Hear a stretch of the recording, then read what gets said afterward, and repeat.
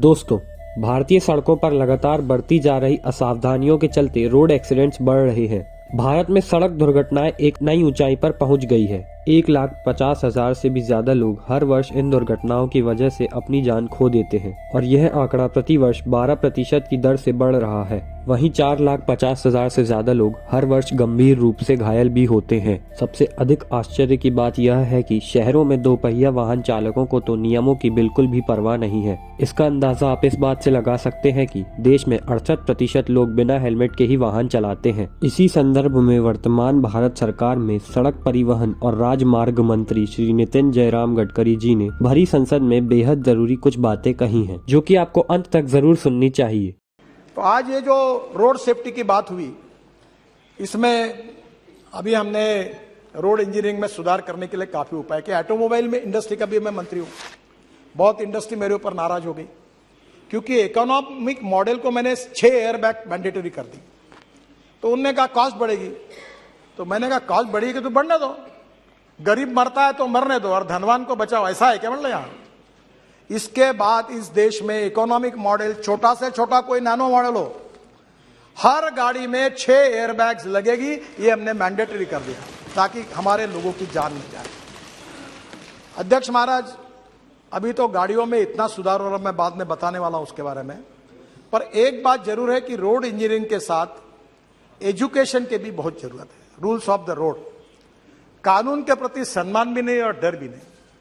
मैं अपने student leader जब था यूनिवर्सिटी का, तो मुझे याद है, मुझे बताते हुए शर्म आ रही है कि मैं स्टूडेंट यूनियन के चेयरमैन का चुनाव लड़ रहा था, तो पैसे नहीं रहते थे, पेट्रोल नहीं, डीजल नहीं, गाड़ी नहीं।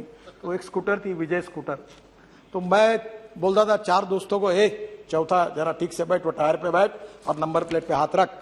और जो चलाता था तो पुलिस वाला शिट्टी मारता था, नंबर ही नहीं मिलता था, हम चले जाते। अब मुझे वो दिन याद हो रहा है कि हम क्या गलती कर रहे थे। अब आज स्थिति ऐसी हो गई है कि आज भी लोग ग्रीन सिग्नल, रेड सिग्नल कोई पालन ही नहीं करते।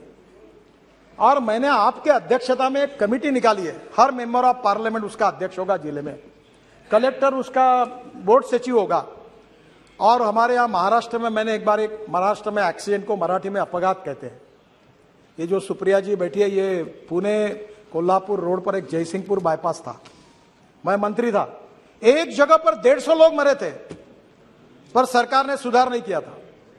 और इसलिए हमने इस प्रकार से, जो आपके जिले में, आपके कॉन्स्टिट्यूंसी में जितने एक्सीडेंट होते हैं, आप चिंता करो, आप विजिट करो, आप कलेक्टर को, एसपी को, कमिश्नर, सब आपके कमेटी में, उनको बुलाओ, कारपोरेशन को, एनएच को, स्टेट फील्ड नोटिस दो कि यहाँ लोग मरे, अगले बार कोई मरेगा तो आप जिम्मेदार होंगे, इसको सुधारो। और ऐसे कैसे नहीं सुधारते? आरटीओ को बुलाओ। आरटीओ वाले मेरे से बहुत नाराज है क्योंकि मैंने आरटीओ की 18 सेवाएं डिजिटलाइज कर दी, आरटीओ में जाने की जरूरत ही नहीं। पर इस बात में उनको बुलाइए। और आप उस कमेटी के अध्यक्ष हैं, हर महीने में मीटिंग कर रहे हैं। मेरे ये राज्यसभा के सदस्य डॉक्टर महात्मे, पद्मश्री मिली है उनको, वो कैटरैक्ट में उन्होंने रिकॉर्ड ऑपरेशन बहुत अच्छे हैं। मैंने उनको कार्याध्यक्ष बना दिया, मुझे समय नहीं मिलता। आपको बताता हूं, इतनी मीटिंग होती है हर महीने में और इतने स्पॉट किए और हर जगह वो कार्रवाई कर रहे हैं। मैं आप सबको हाथ जोड़कर अनुरोध करता हूं, कोई लड़ाई में जितने लोग नहीं मरते, कोई कोविड में जितने लोग नहीं मरते, रोड एक्सीडेंट में 1.5 लाख लोग मर रहे हैं और मरने वाले लोगों में 18 से 45 वयोवर्ष के 65% लोग हैं, यंग लड़के हैं। परसों में हमारा एक्सीडेंट हुआ, मुझे बताते हुए दुख हो रहा है, इनको मालूम होगा। एक गाड़ी में वर्धा के रामदास तड़स यहां बैठे एक मेंबर ऑफ पार्लियामेंट, इनके कॉन्स्टिट्यूंसी में, इनके गांव के ढाबे में गए, वहां खाना खाया और वहां से आते समय 140 किलोमीटर के स्पीड से 7 बच्चे एमबीबीएस पार्ट 1 के होशियार लड़के, पूरी गाड़ी अंदर गई और 7 के 7 मर गए। मैं आपसे अनुरोध करता हूं कि इसके बारे में जनता के सहयोग के बिना, लोगों के सहयोग के बिना और लोक प्रतिनिधियों के सहयोग के बिना यह मामला नहीं निपटा जा सकता। केवल कितना भी फाइन बढ़ाया, नया मोटर व्हीकल एक्ट आप सबके सहयोग से मंजूर हुआ, कार्रवाई कर रहे हैं, पर मेरा आपसे अनुरोध है कि आने वाले समय में एक्सीडेंट को रोकने के लिए आप सबका सहयोग चाहिए। आपके जिले के, आप अभी परसों मैंने जवाब में कहा था कि हमारे यहाँ भी ये ब्यूरोक्रेटिक सिस्टम ऐसी होती है कि वो एक्सीडेंट का ब्लैक स्पॉट है, फिर सेंट्रल ऑफिस को भेजो। मैंने कहा नथिंग डूइंग। जहां 2 बार एक्सीडेंट हुआ ऐसा ब्लैक स्पॉट होगा, हमारा आरओ और चीफ इंजीनियर 50 करोड़ रुपए का काम तुरंत उसको इंप्रूव करने के लिए खर्चा करेगा और तुरंत उसको छोड़ेगा। ऐसा नहीं तो लोग मरते रहे, हम देखते रहे, ऐसा नहीं होना चाहिए। मेरा आपसे अनुरोध है कि ये एक बहुत बड़ा प्रश्न है रोड सेफ्टी का। देखिए क्या बताएं, अच्छा बताओ या नहीं बताऊं, मुझे संकोच होता है। हाँ तेलंगाना यस सही है। और आपके कॉन्स्टिट्यूंसी का जो रोड है विजयवाड़ा का, परसों ही मैंने मीटिंग कराई थी, विजयवाड़ा से हैदराबाद, ये रोड में भी यही सब जगह पर ये हो रहा है। आंध्र, तेलंगाना, कर्नाटका, तमिलनाडु केवल एक सरकार है कि जिसने वर्ल्ड बैंक के सहयोग से 50% एक्सीडेंट और 50% डेथ कम किए हैं। और परसों मेरे पास वर्ल्ड बैंक के वाइस प्रेसिडेंट आए थे, इंडिया हमारे आशिया हेड जुएत करके वो भी आए थे, और मैंने उनको कहा कि इसके लिए आप तमिलनाडु मॉडल को पूरे देश में उसको इंप्लीमेंट करो। और मुझे आज बताते हुए खुशी हो रही है कि हम 14,000 करोड़ रुपए, इसमें से वर्ल्ड बैंक और एडीबी 50% भारत सरकार, ऐसी योजना का शुभारंभ तुरंत करने जा रहे हैं। और जिससे राज्य सरकार में भी, सिटी रोड में भी जहां जहां ऐसे ब्लैक स्पॉट होंगे उसको इंप्रूवमेंट करने के लिए हम पैसा देने वाले हैं, ताकि इससे एक्सीडेंट में लोगों की जो मृत्यु हो रही है उसको कम किया जाए।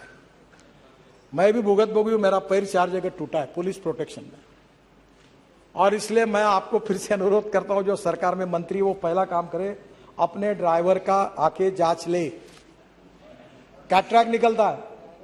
मैं महाराष्ट्र में मंत्री था तो अनेक ड्राइवर कैटरैक्ट वाले निकले 40%।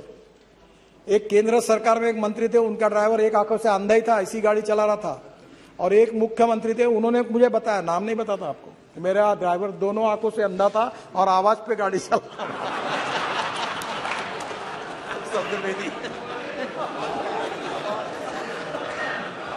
अब मैं आपसे अनुरोध करता हूं, आप जितने लोग हैं सर, पहले अपने गाड़ी के ड्राइवर का आंखों की जांच अच्छे डॉक्टर से कराइए। पीने वाला नहीं चाहिए, पीने वाला तो बिल्कुल नहीं चाहिए। और इसलिए मुझे लगता है कि आपके सपोर्ट के बिना, आपके अवेयरनेस के बिना नहीं होगा। और ये जो तमिलनाडु का सक्सेस मॉडल है, इसके आधार पर इंजीनियरिंग, एजुकेशन, इमरजेंसी और उसके साथ साथ हमारे लिए सबसे इंपॉर्टेंट चीज है कि हम लोग जो लॉ बना रहे हैं उसका इम्प्लीमेंटेशन। ये चारों बातों के आधार पर अगर वर्ल्ड बैंक का भी सहयोग मिल रहा है तो हम लोग हिंदुस्तान में, कहीं कहा जाता है, मैं भी कभी सवाल नहीं करता हूं, मैं कभी पत्रकार मुझे बहुत आड़े टेढ़े सवाल करते हैं, मैं पूछता हूं, आप में से कितने लोग ऐसे जो आरटीओ ऑफिस में जाके ड्राइविंग की टेस्ट देके जिन्होंने लाइसेंस लाया, बताओ, हाथ ऊपर करो। मैं आपको यह सवाल नहीं पूछूंगा कि आप कितने लोगों को जिन्होंने आरटीओ ऑफिस में जाकर ड्राइविंग की टेस्ट देके लाइसेंस मिला है। शायद सब लोग हाथ ऊपर कर नहीं पाएंगे। मैं आपको एम्ब्रॉसिंग क्वेश्चन नहीं लाता सर। ये अध्यक्ष महाराज, ये स्थिति है कि वर्ल्ड में इस बात की चर्चा होती है कि जिस देश में सबसे आसानी से लाइसेंस मिलता है, ऐसा कोई देश है तो हिंदुस्तान है। और हमारे इस लाइसेंस को वो मानते नहीं। इसलिए आने वाले समय में इस विषय में आपके स्टेट गवर्नमेंट में भी आप जरूर सहयोग करिए, यही मैं आपसे अनुरोध करूंगा। वीडियो अच्छा लगे तो इसे लाइक ज़रूर करिएगा और चैनल को सब्सक्राइब कर बेल आइकन को प्रेस करना ना भूलिएगा।